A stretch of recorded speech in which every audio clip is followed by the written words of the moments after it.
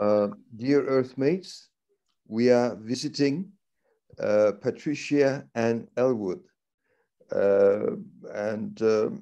Thank you, dear Patricia, for accepting this interview invitation. We met thanks to our mutual friend, Dr. Murat Kemaloğlu, and the founder of the Soul Science School. And since then, we have been friends, and I've been learning a lot from you. And I know that you are a Jungian psychoanalyst, a therapist, also focusing on shaman, and you are an adventurer, which I love this word, by the way. And well, I know a little bit more, but what would you like to say about yourself? I'll ask this simple question and relax and drink my coffee and listen. Well, thank you so much for this interview. It's lovely to see you again, Tarek. Yes, we've made friends over the on the wavelengths. We've made friends, yeah, through the interconnected field. Yes, adventure. I think that's adventure that defines me completely. I've always been an adventurer on the inner and outer realms. I've been an adventurer in the psyche, as Jung taught me to do and to be. And I've been an adventurer in the world because that's my passion. Meeting indigenous peoples and understanding their belief systems. I've always been fascinated by what people believe in. So I have this experience of many indigenous peoples and tribes and religions across the planet. And I suppose I've been seeking that since I was a child. My father was an adventurer, he was an explorer. So I've inherited that vein from him. But yes, I've always believed that the indigenous people have got it right and that we've got it wrong. And I like to bring their belief system to the world. I do find many of them very enlightened. And despite what they go through, meeting many who have this inner peace that they communicate, and the reverence. I've fallen on my knees in the most unexpected places, to my own surprise, because of this intense reverence that they have, that people have. So I can find it in a Buddhist temple. I can find it on an ice cap. I can find it in the backwater of the African forest or desert.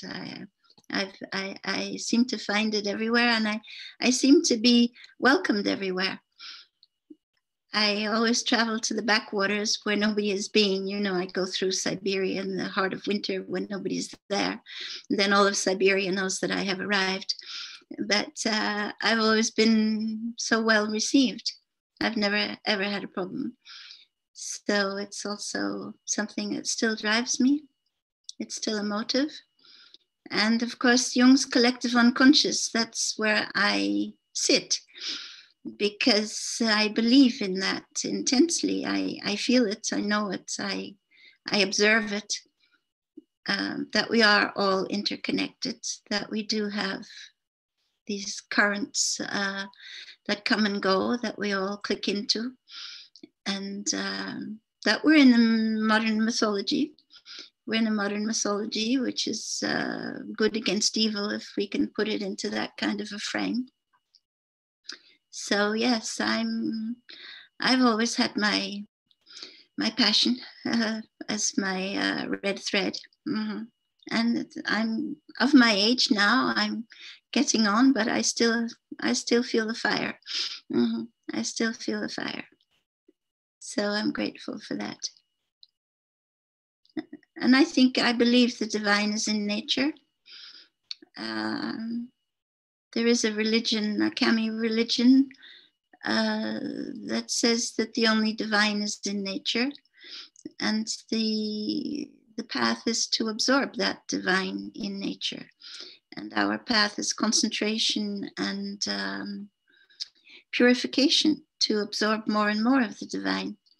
So I believe that. I believe that nature is healing, and the nature of the psyche is healing too. So yes, if we'd leave nature alone, she would heal herself. That's for sure. But yes, the earth is a living entity with an intelligence and a conscience, a consciousness, and collectively we're not aware of that. We've lost it.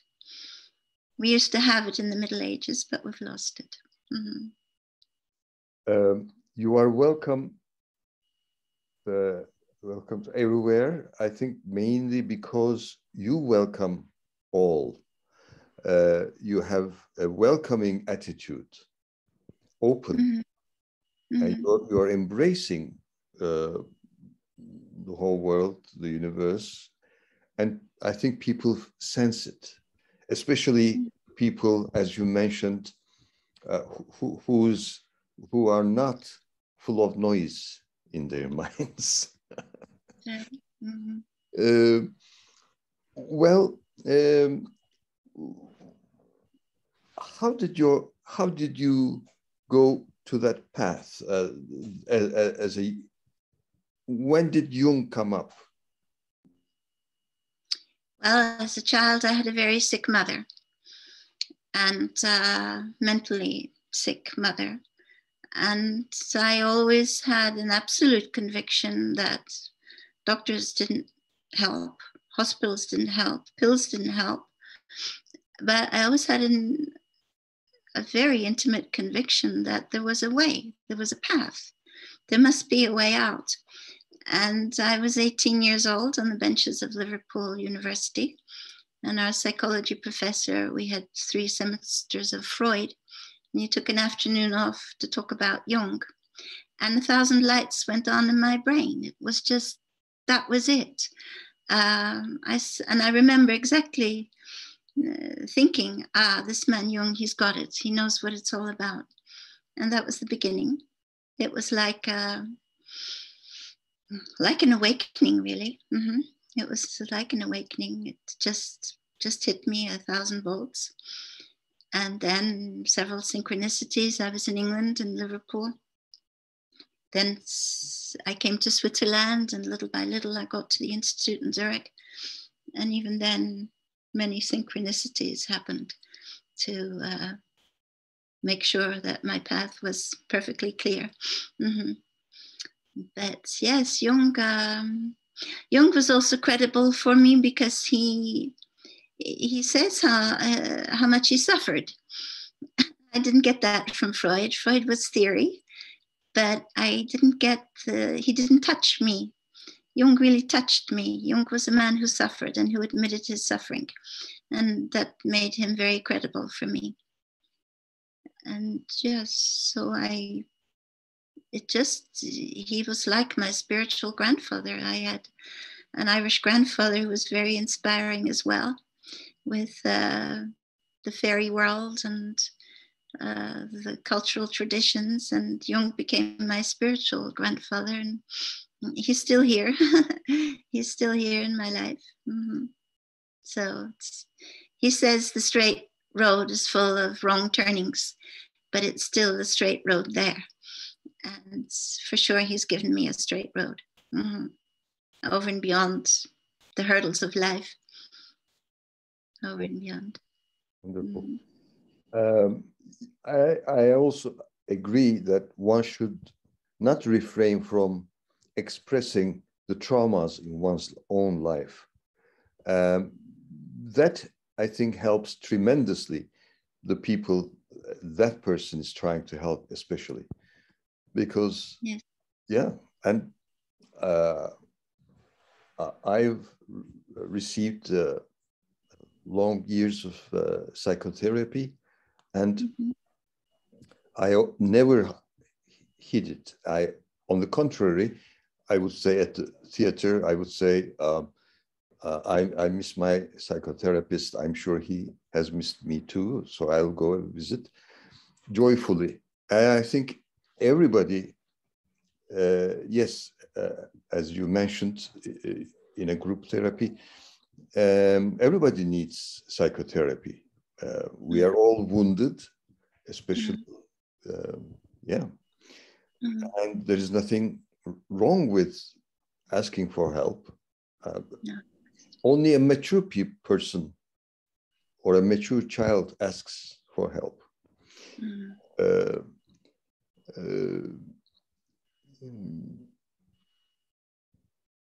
But you're right, yes, most people don't. Unfortunately. Most people don't. And the crime rate could diminish tremendously if more people received help, and also happiness would rise.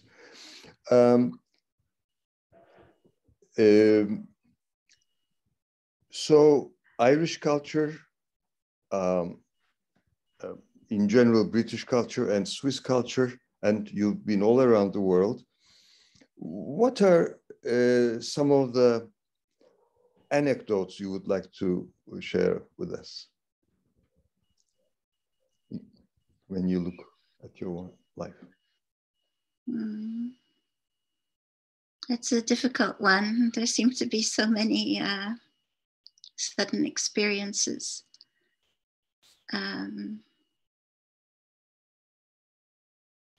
I think at one point one recognizes the self in everything, even in the trauma, even in the hardships. And there's a part of us that can get beyond that, even in the core of it, and that we can live that. And I think that's what sainthood's about. Through trauma and hardships and physical and terrible suffering, there's still a place where one can get to that's in the core of peace. And as I say, beyond the fear, there is no fear. And it's absolutely true. And the ego, the core of every ego is fear-based. But our reality is beyond the ego. And if people could understand that just beyond the fear, there is no fear.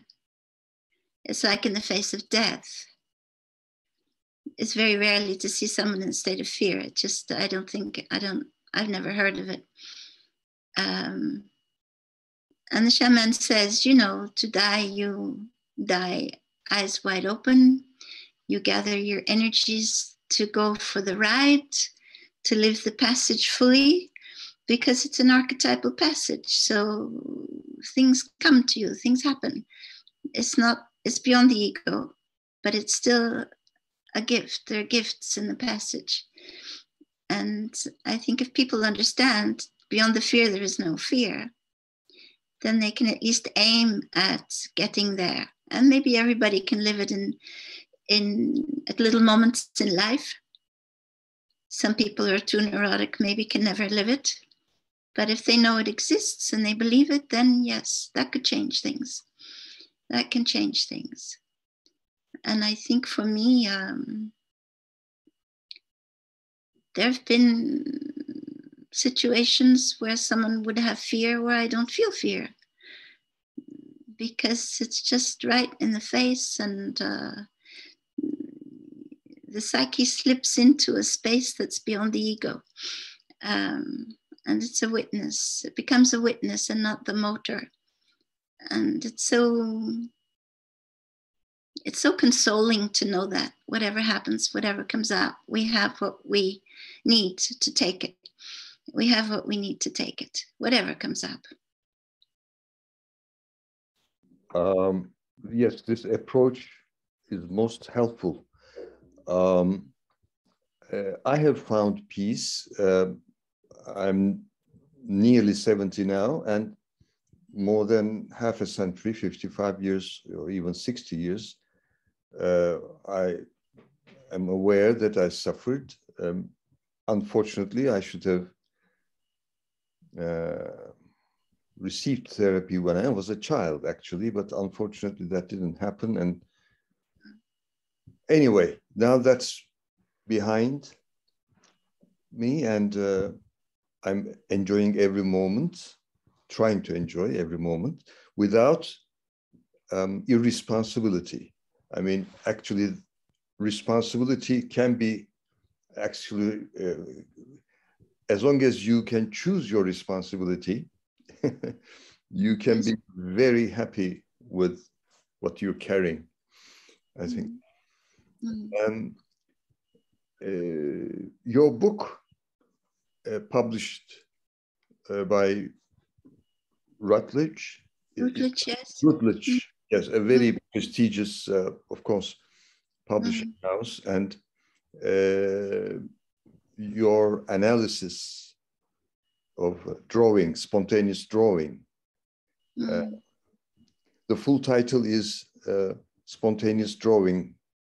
The Jungian Approach to Spontaneous Drawing. Yes, wonderful. Yes. Yeah, Jungian Approach. Jungian Approach to Spontaneous Drawing. It's something that Jung used himself. He always encouraged people to do spontaneous drawing and painting, paint their dreams. And he did it himself. When he was on military service, he did his drawings every day. And people have forgotten that. And it's such a simple, simple, simple approach. You know, sit down and draw me a tree. And in a tree, I see so much.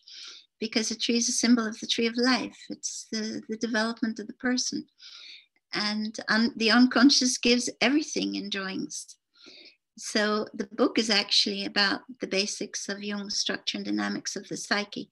And it's all illustrated through people's drawings. And it's easy reading because that's my mission, to make what's complicated accessible. It's easy reading. It's also been translated into French. Le dessin spontané, une fenêtre, it's called A Window on the Soul. It's called A Window on the Soul, and a Jungian approach. So yes, we've forgotten about spontaneity. And drawing has no age. From 3 to 103, anybody can draw. And psyche itself has no age. The difference are the stages of development. But psyche has no age. A nightmare is a nightmare, whether you're 3 or you're 30 or you're 103. It has exactly the same meaning. It's an oppositional dream, and it means that the ego has to change attitude. So a nightmare has a meaning. Sorry, it is some sort of feedback. You're driving yourself like a vehicle, and the nightmare says, "Oh, watch out." Exactly. That's really it. Yes. And people say, "Oh, I had a nightmare. It was terrible. I woke up." Yes, you come back to the ego, and that relieves something. But if you understand the nightmare, then it doesn't come back. If you integrate the nightmare, what's wrong with the direction the ego is taking? Then if you understand it, I've had people who've had recurrent dreams all their life. And once they've understood it in one single session, the nightmare's gone. It's gone. I did have a lady who had the same nightmare for 27 years. And it was a nun chased her everywhere. In her car, on the motorway, down the lane, in her house, everywhere. This black nun was chasing her all her life for 27 years. In fact, as a young girl, she wanted to be a nun.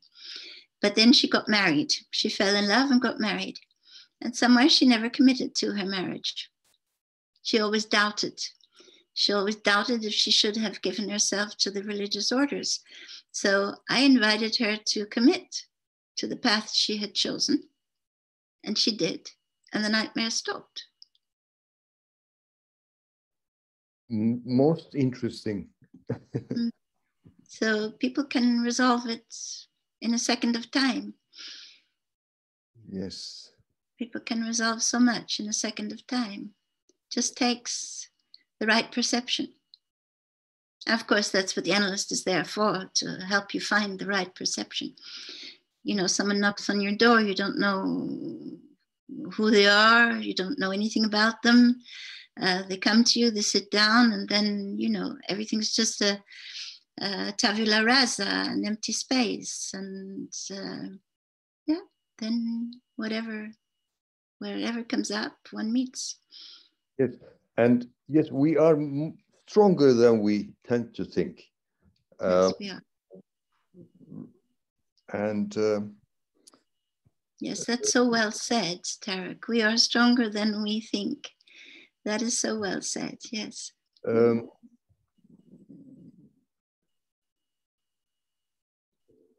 Yes, Mandela, he spent 27 years, I think, in a cell. You know, he was alone. Yeah. And then in a troubled moment of my life, I remembered his case and I said, well, so it can be done. He did it, and perspective is very important, of course. Many people tend to focus on their own daily problems and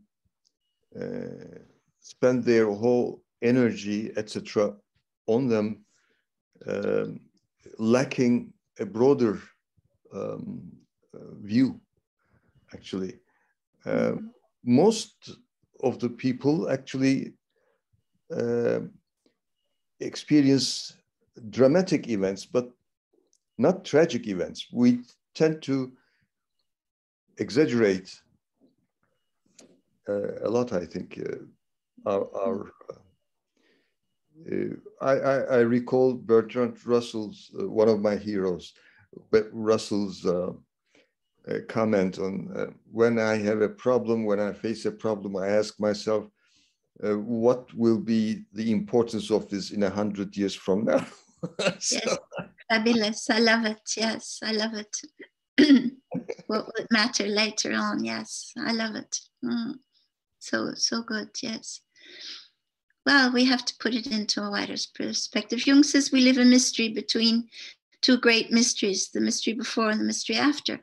So we're just in a brackets in time, running through this material world. But the soul goes on, and I think that's what Jung's talking about. That's why he's beyond any culture and any religion, because he's talking to the soul of mankind, man in search of a soul. And I think he gives that reflection, that mirror, that man has a soul, and it's beyond all the stuff. It's beyond the ego, and it's beyond all the preoccupations, and it's beyond all the stuff, and it's beyond the fear too. And people in soul are different. People in soul are much more pure, and that's beyond the fear and the fixations. You know, this STEM thing, science, technology, engineering, and mathematics, quite recently, they added art in it. So it became STEAM. And I ask myself,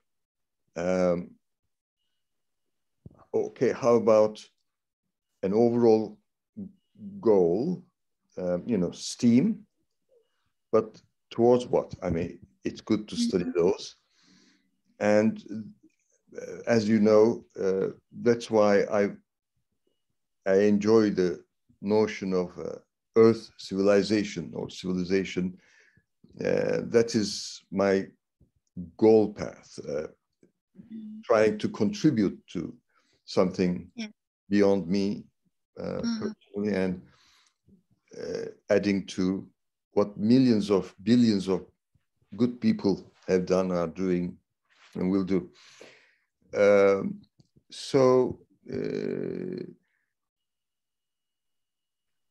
What do you think about today's world? I mean, another comprehensive question, of course, so that I can drink my coffee more comfortably.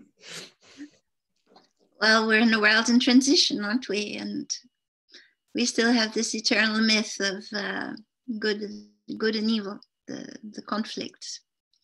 And there probably is no such thing as good and evil. It's just oneness at some level. And mankind's evolution is actually moving towards that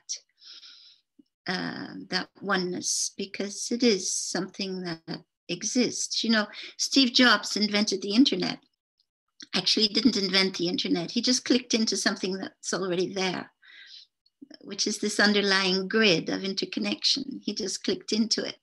Now, I know a scientist who has also clicked into it, and he does it without objects and without a telephone and without a laptop.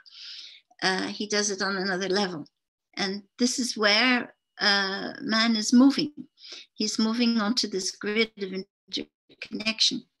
So, of course, they talk about dimensions. Some people are connected to the second dimension, the third dimension, the fourth dimension. These people talk about dimensions. So, okay, some people will stay behind, but those who carry evolution forward, they don't have to be the majority. As Arnold Toynbee says, they are the creative minority. They will change. They will bring evolution forward, because the collective majority is stuck in a mindset that is saturated.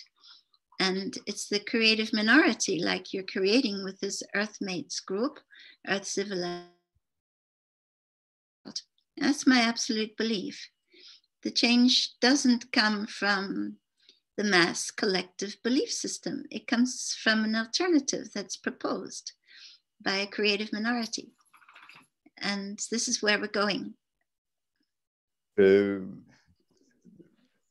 Again, an aphorism, this time by George Bernard Shaw, and which you know, I'm sure.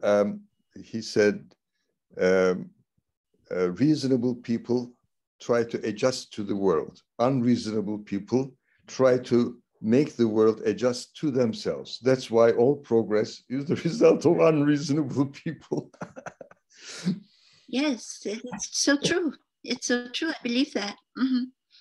My grandfather, whom I owe a lot, he was the first writer and thinker, philosopher I observed, and I was lucky to have conversations with him when I was a kid, visiting my father and him and grandmother.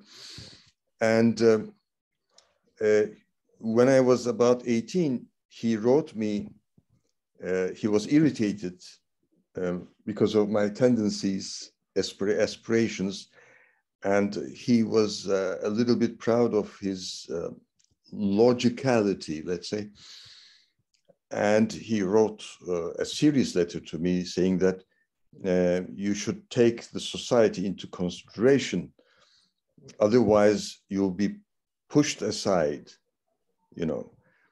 And it was a severe and a little bit aggressive letter. And I was hurt, actually, but I wrote calmly that, and I said,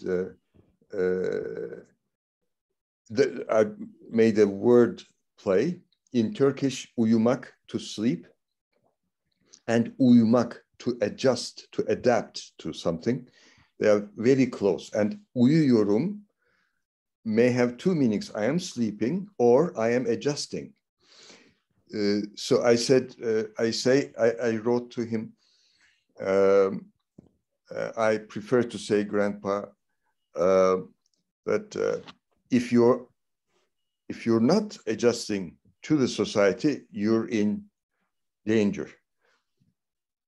If you're not adjusting to the society, you're in danger. But if you are adjusting to the society 100%, then you are in grave danger, because then you're sleeping, etc. You know, but in Turkish it sounds. And the aphorism attributed to Jesus when he said, do not choose the large, wide door or gate, choose the narrow gate, the more difficult one. Yes, I mean, he was not masochistic, I think, when he said that, but beware when too many people are, and that's one of the, unfortunately, dilemmas in democracy. I'm in favor of democratization, but if the media are controlled by certain group, then we lose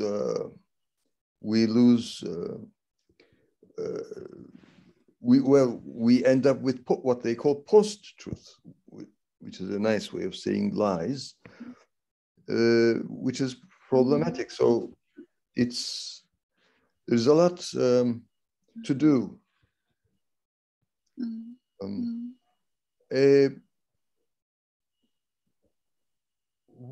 What would you suggest to our earthmates, especially to youngsters, and actually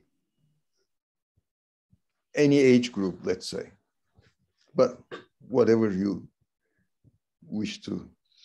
Oh, I'm a great believer in the young. They are definitely into something else that we didn't know about when we were there, when we were young. That's for sure. They are carried by a current in the collective unconscious. I truly believe it. They're into something else. There's no more vertical identification from father to son.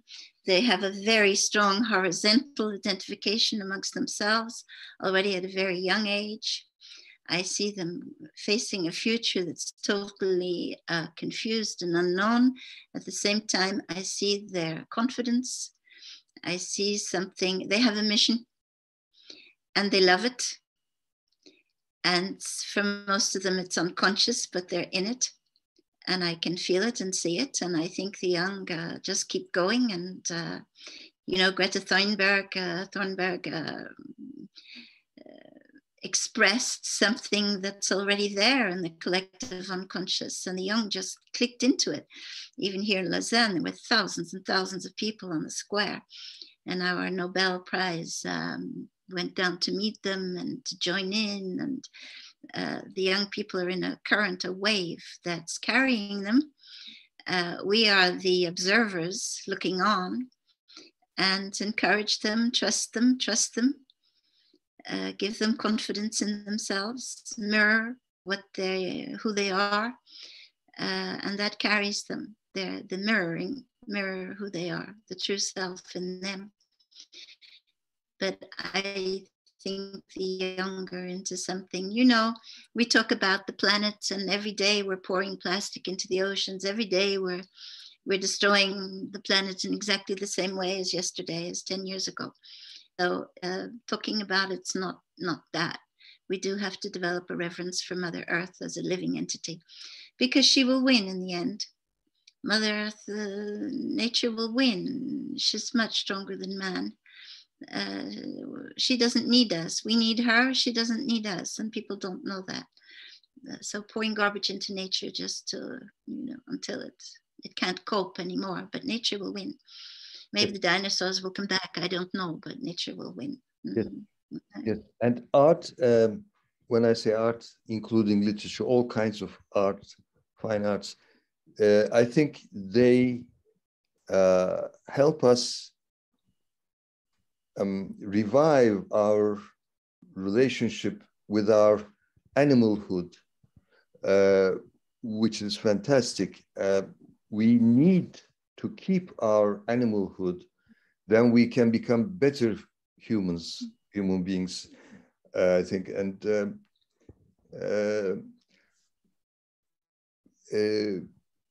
thank you so much. Is there anything else you would like to mention now? Well, I just bringing up animalhood. I live with an animal. I have a Westie dog, and she is amazing. the other day she said to me, okay, today it's spring. And she was right. She was right. She always precedes me. She always knows something that I don't know. So yes, she has this intuitive perception that I'm tuning into. If we can tune into the animals, we can really get to another space where they are. And this weekend we've devoted in Switzerland about experimentation with animals. And there's a big debate about it. There shouldn't be a debate about it. We don't need to experiment with animals. That's my opinion. And I am against it. But yeah, if we can tune into the animals, then we can really, really get it. We can get into the level of intercommunication. Mm-hmm. Yes, they have so much to teach us. I agree. Thank you so much. Daring folks. Thank you so much, dear Patricia. Thank you so much. Anne Elwood. I look forward to seeing you on the 20th. Yes, on the 20th. On the third Sunday of each month. And take care. We're together. We're together. Yes. You too. Take together. Yeah. Take care. We are together. Take care, Tarek. Thank you. Thank you so much. Yeah, we are together. We are all one.